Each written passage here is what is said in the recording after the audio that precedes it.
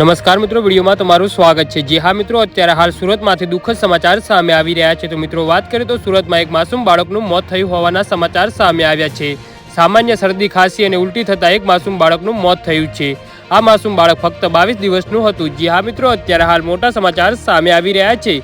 તો મિત્રો સમાચારમાં વધુ વિગતવાર વાત કરીએ તો જેને સારવાર અર્થે આરોગ્ય કેન્દ્રમાં લઈ જવામાં આવ્યું હતું, પરંતુ ત્યાંના હાજર ડોક્ટરે તપાસ બાદ બાળકને મૃત જાહેર કર્યું હતું। માસૂમ 22 દિવસના બાળકનું મોત થતાં પરિવારમાં માતમ છવાઈ ગયો હતો।